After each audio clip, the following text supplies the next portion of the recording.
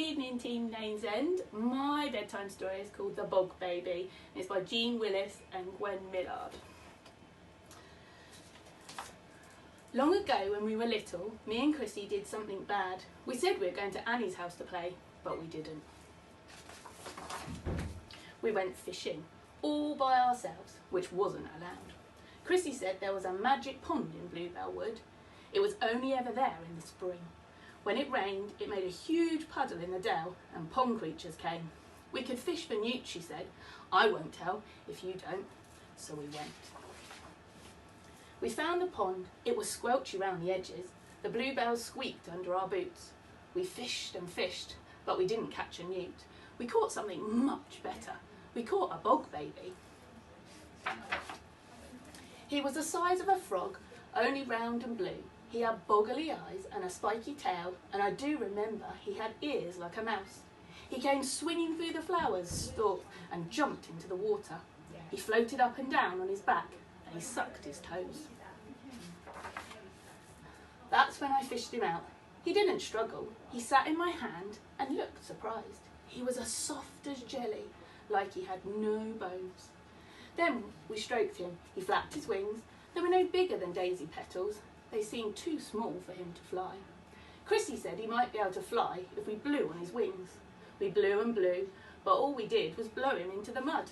He didn't try to escape. He just sat still with his paws over his eyes.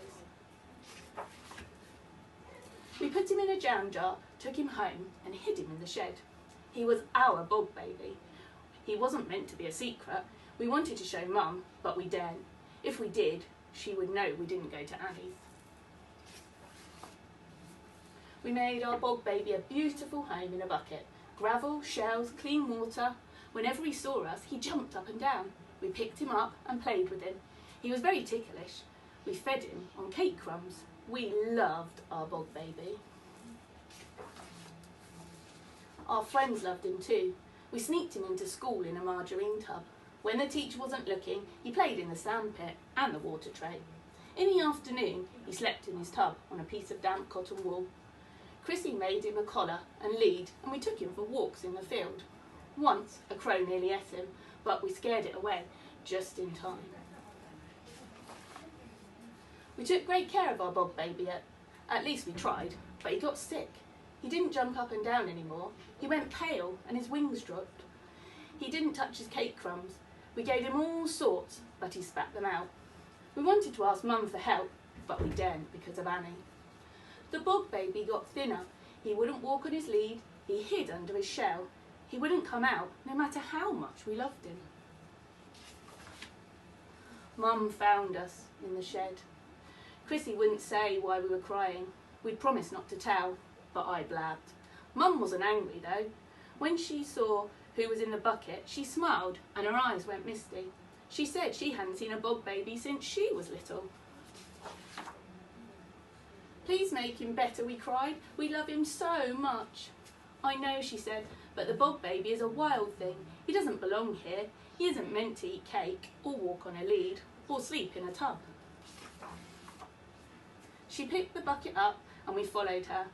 If we really loved the bog baby, we had to do what was best for him, no matter how much it hurt us. That was real love. That's why we let him go. Back where he belonged, living in the wood, playing in the pond, sleeping in the damp leaves under the moon. We never saw him again. I think he grew up and had babies of his own. Last spring, my daughter found the magic pond, and guess what she saw?